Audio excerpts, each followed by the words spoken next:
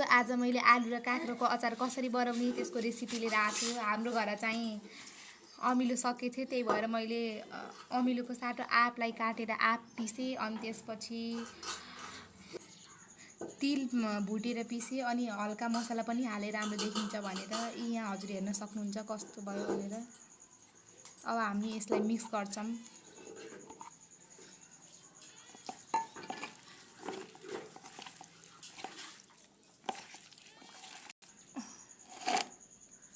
अब हामी यसमा नुन हाल्छौँ।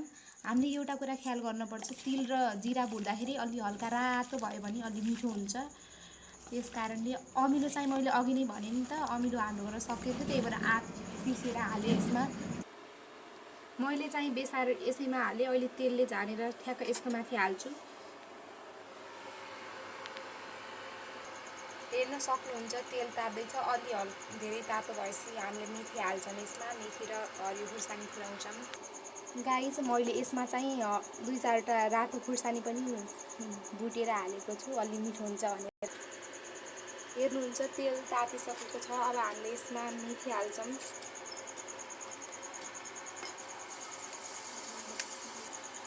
मेथी हल्का कालो हुन दिनुपर्छ। अब हेर्नु गाइस, मेथी कालो भइसकेको छ। अब हामीले यसमा चाहिँ खुर्सानी हाल्छौँ।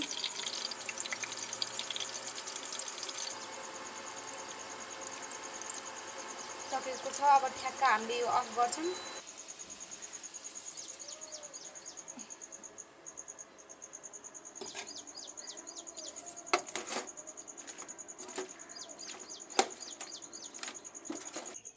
हेर्नुहुन्छ अब अचार रेडी भइसकेको छ। अब यसो भगवानलाई चढाउनु पर्यो।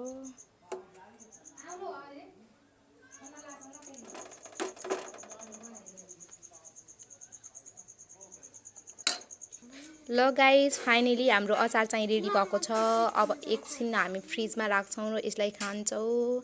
हजुर ट्राई गर्नु होला अनि मेरो च्यानललाई सब्स्क्राइब गरिदिनु होला। कस्तो लाग्यो मेरो भिडियो यसो कमेन्ट र सेयर गरिदिनु होला।